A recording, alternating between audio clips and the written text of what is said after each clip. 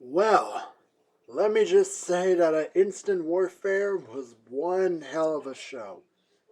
I see how Jacob Scott here. Let's not waste any time and get straight to the kickoff, which was held in an adjacent venue. By the way, we were in Fort Worth, Texas, which I believe incidentally will be the first venue where WWE returns to. Anyway, first match was Sky Slash taking on Tim Case in a first time ever matchup. And it's just to get a little more ring rust off of Sky and to get Tim Case a big opportunity. In this match, wow, they were just hard hitting as if they had a championship match on the line. Neither man giving up.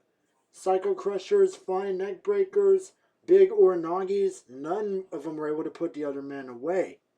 Now, there was a pretty cool, if not a tiny bit brutal moment towards the middle of the match where Sky was tossed to the outside, Tim went up and just did a diving headbutt, and I think their heads collided. Then to make things even worse, Sky tossed Case in, went for a Psycho Crusher, but then got full knee right to the face. So yeah, Sky had a bit of a problem with his head today because, well, he was taking head damage. And then Tim Case got him for one final bridging German suplex, and he actually got the win. I'm going to repeat that. Tim Case actually beat Sky Slash. The Sky won her to the back. Tim Case followed up, and I got word that they shook hands, and Sky told Tim Case, and like, hey, I respect you. You keep doing your work, you're going to get a championship. I guarantee it. That took to the second match of the pre-show, which was La Resistance, Sylvain Grenier and Rene Dupré, taking on the Mob. But no, it's not a typical Mob match that you might think it is. It's Bobby Lashley and Ricochet of the Mob. And wow, these two teams were going at it. And at one point, it got to the point where I was watching and I was wondering, is Rene Dupré, is Sylvain Grenier going to put away Ricochet before Bobby Lashley kills Rene Dupré? Like a little race to who can get the other team beaten first. But there were just near falls after near falls here. And at one point, Dupré pretty much said, you know what, hey, I'm going to get a little tired of saving your ass, Grenier, if you don't, keep going at it. That fired up Grenier up. They were both able to take a beating right to the Mob. But unfortunately for them, the Mob had a plan right in the cards. Although Dominator delayed vertical suplex onto Dupré, while Ricochet went and gave a little crossbody to Grenier, and they both got pinned. Now, that was a very good finish, but the only way that finish could have been any more cooler is if Ricochet hit a 630 instead of a crossbody. Oh well. The Mob got a win, and their leader is pretty happy. I mean, come on. If I were responsible for the Mob, I'd be happy if even just them got a win. And that took us to the final match on a pre-show card, which was Triple H versus Carnival in a Hell in a Cell match.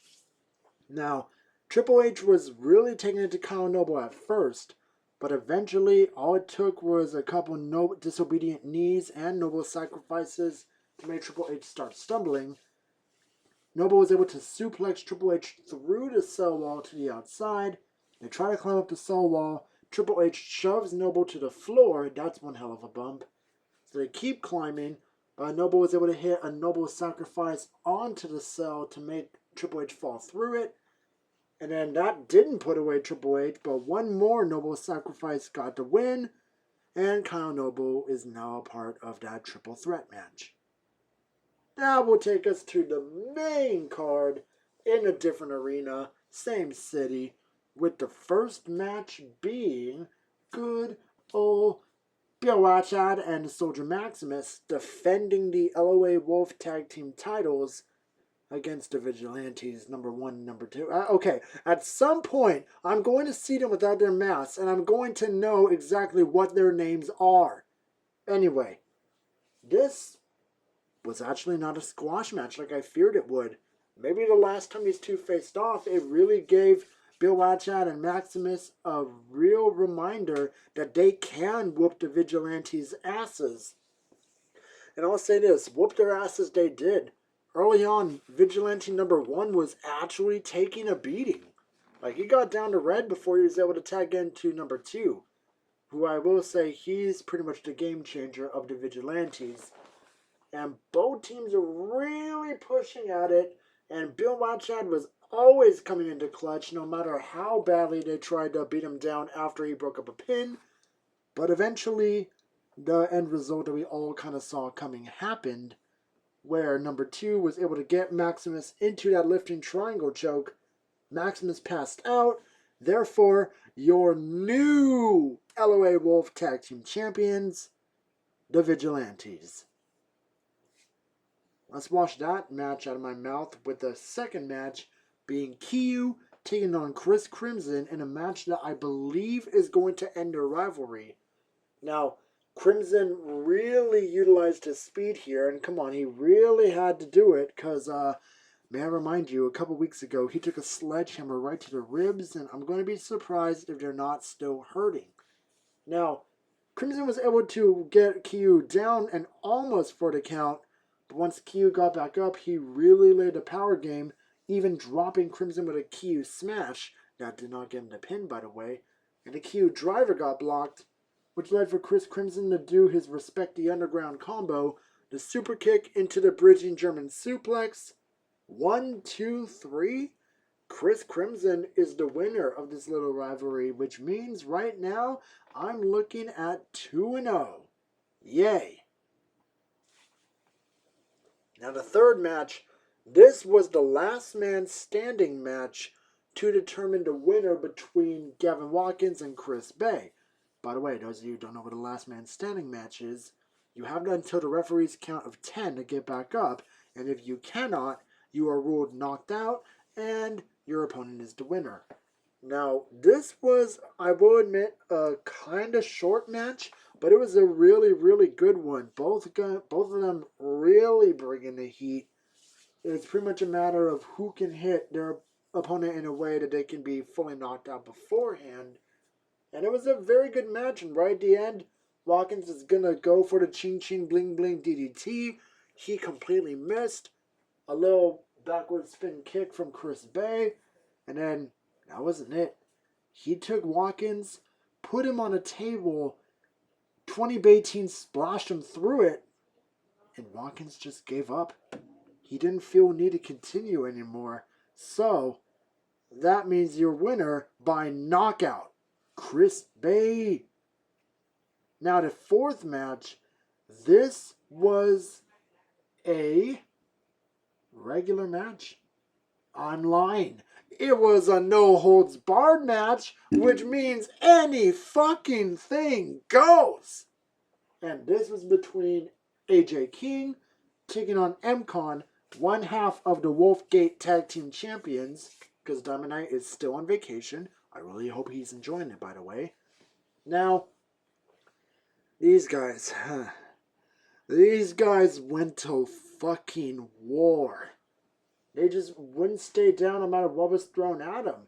Kendo sticks, chairs, ladders, sledgehammers, backpatch drivers, 8-second rides. None of that was able to keep either man down. Hell, AJ King survived 3 package pile drivers. I'm going to say it again. AJ King survived 3 package pile drivers. At the very end, though, AJ King was put through a flaming fucking table with the backpack driver, and that finally made him give up. So your winner by pinfall, MCon. Now the fifth match was the WDW Platinum Championship on the line between The Voice, who decided to sport a new mask to the ring, and has a pretty nice looking, taking on Gabriel Pierce. And for this one, I'm gonna lie, this was actually as close as you can get to a squash match without it actually becoming one. Gabriel Pierce, like I thought, was just not able to focus. I mean, he already knew that had he won, Owashi would be his next opponent, And had he won and Kai Cassidy lost to Billy Huggins, then Kai Cassidy would have been his new opponent. Gabriel was able to get some force going, but his special move, the critical error, was easily denied.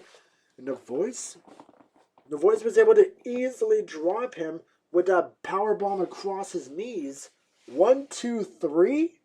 I don't believe this. The Voice has won his first champion by being your new WKW Platinum title holder. Wow.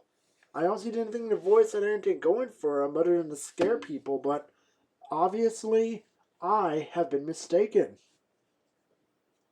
Now the sixth match, this was the match I was really looking forward to watching. I thought it was going to be the main event, but that was not the case. And originally, this was just going to be a straight-up one-on-one match between Cyrus and Eric Black, who won the WKW Wolf Chamber match. But since Kyle Noble beat Triple H in a Hell in a Cell match literally an hour ago, he was able to be added to the match. And as I expected, Cyrus and Noble were mainly the ones fighting off each other while trying to prevent Eric Black from doing anything. And wow, Noble and Cyrus, despite the fact that it's pretty much an inverse now to where Noble is the mad heel and Cyrus is the face, they were reliving their things. The good thing was that we didn't get any Green Mist involvement. I mean, it would have been perfectly legal, but that did not happen. Now, Noble kind of knew that if he won the Golden Fang Championship, all members of the Vigilantes will have title holders. So, knowing that, Noble was able to drop Cyrus with Over-Liable, his Noble Bomb, and he pinned Cyrus. Now, Noble took the fatal mistake of celebrating right then and there, but what nobody told him, and I'll admit I didn't even know, this was actually an elimination match. So he turned around right into Eric Black, who dropped him with the Tower of Destruction in a little flashback to Wolf Chamber, and Eric Black pinned Noble. This means Eric Black is your new WKW Golden Fang Championship holder. Wow. I realize this is the fourth and final title match of the show, and almost all titles thus far have changed hands. I wonder if this will be a clean sweep. It's Skullmageddon going up against Happy Cole, Kino Kobashi, and Infamous in an Extreme Rules match.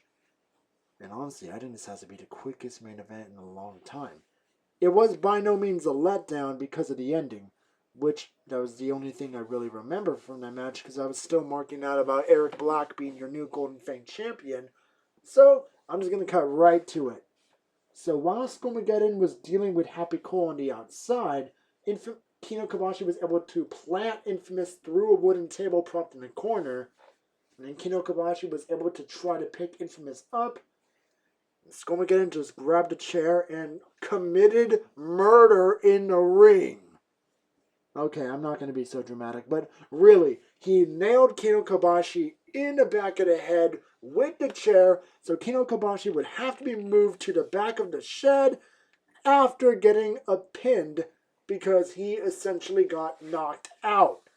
Meaning your winner by, I get it as pinfall, but at this point, I want to say your winner by knockout into a pinfall, Skullmageddon, who is still your King of the Wolves champion. Alright, so that has been my recap for what went down at Instant Warfare. So now we're on the home stretch before Wolfmania 4.